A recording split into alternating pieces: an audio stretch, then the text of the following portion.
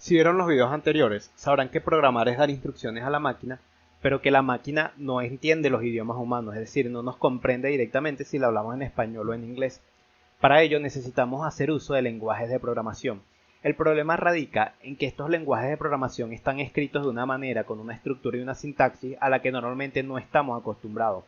Por ello es bueno, antes de pasar directamente a la programación, usar como intermediario el pseudocódigo. El pseudocódigo es una manera informal de programar que no requiere una sintaxis específica ni consideraciones tecnológicas. Cuando hablo de consideraciones tecnológicas es que no requiere, por ejemplo, de un compilador o de un intérprete, ya que realmente no es un lenguaje de programación como tal, pero sí nos permite resumir un algoritmo y su ejecución para analizar de manera sencilla el flujo de datos. Esto quiere decir que podemos escribir de una manera superficial lo que queremos lograr con el algoritmo en nuestro idioma, en este caso español, y vamos a entender qué es lo que va a suceder paso a paso y puede que nos demos cuenta de algo que necesitemos cambiar, mejorar, eliminar o lo que sea.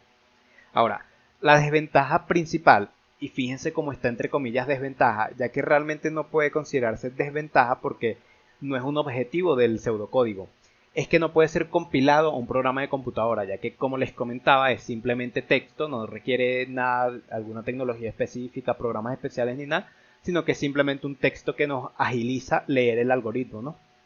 Eso es el pseudocódigo. Ahora, si nos vamos realmente a las ventajas, o en este caso objetivos del pseudocódigo, tenemos primero que cualquier tipo de programador, perdón acá, e incluso personas ajenas a la programación pueden entenderlo. Cuando hablo de tipo de programador, me refiero a un programador de juegos, un programador de aplicaciones móviles, un programador de inteligencia artificial, un programador de sitios web, cualquiera, independientemente del área a la que se dedique y de los lenguajes de programación que conozca, va a entender un algoritmo escrito en pseudocódigo, e incluso personas ajenas a la programación pueden que lo entienda dependiendo de, digamos, sus capacidades y la complejidad de los algoritmos.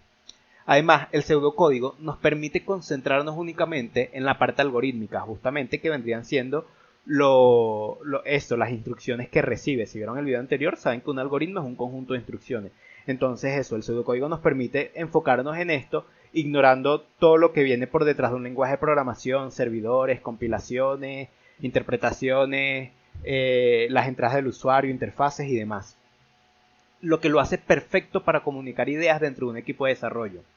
Por ejemplo, si yo como programador quiero una interfaz para mi programa, yo puedo escribir un algoritmo en pseudocódigo explicando qué es lo que hace el programa y enviárselo a un diseñador. El diseñador va a leer el algoritmo, en este caso escrito en pseudocódigo, lo va a entender y va a saber más o menos cuál vendría siendo la interfaz más óptima para que el usuario tenga la experiencia adecuada. O también si yo trabajo en una empresa y el jefe de desarrollo necesita un programa, pero no lo puede programar, no lo quiere programar o no tiene el tiempo para programarlo, puede escribirlo en pseudocódigo para que nosotros, el equipo de programación, entendamos qué es lo que quiere lograr y pasar ese algoritmo escrito en pseudocódigo al lenguaje realmente escrito en programación. Como un ejemplo de pseudocódigo como tal, tenemos el siguiente.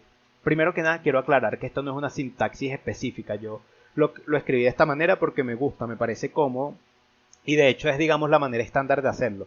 Sin embargo, no es necesario que lo hagan a juro de esta manera, pero facilita que haya homogeneidad en todos los pseudocódigos para que sea más fácil leerlo, más fácil, digamos, tomar inspiración de otros códigos y demás. En la primera línea lo que hacemos es definir qué es lo que estamos escribiendo. En este caso es un algoritmo, podría ser un procedimiento o una función, pero vamos a dejarlo como algoritmo, ¿no? Algoritmo sumar es el nombre. Luego definimos las variables, más adelante veremos más a fondo las variables, funciones y demás. Las variables que vendrían siendo enteros, que son x, y y z. Entero es de número entero, matemática simple. Escribir, que vendría siendo mostrar en pantalla al usuario. Escriba el primer número entero. Podríamos incluso poner introduzca o cualquier instrucción que le queramos dar al usuario.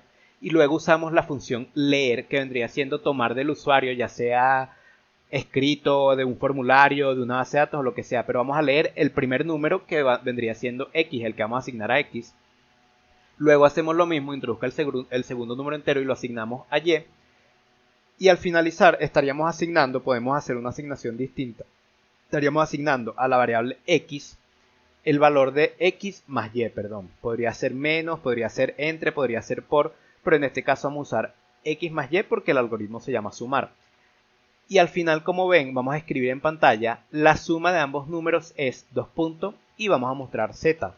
Fíjense acá cómo las cadenas de texto están entre comillas y las variables por fuera. Esto lo vamos a entender más adelante, pero no se confundan, está escrito así a propósito. Es decir, las variables por fuera de las comillas de texto, ¿no? Para que esto lo interprete como texto, ya que si yo escribo la suma de, lo que va a entender es que busque esta variable. La suma de va a buscar variables, y como esas variables no existen, en realidad lo que tenemos es que escribirlo entre paréntesis, entre comillas, para que lo tome como texto directamente, ¿no?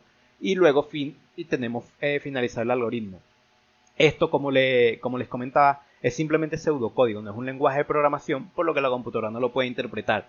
Yo podría todo esto pasarlo a, por ejemplo, JavaScript, función sumar x y que retorne el valor de x más y, o que lo muestre en pantalla. Por ejemplo, la suma de x y y es x más y, o podría ser z es igual a x más y.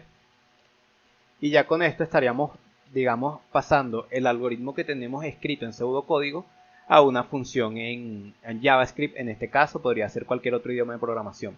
El punto es ese, que usemos el pseudocódigo como un intermediario para plasmar nuestras ideas de algoritmos en un texto que sea legible, pero que también esté estructurado como un lenguaje de programación, para que posteriormente no se nos dificulte convertirlo en un lenguaje de programación.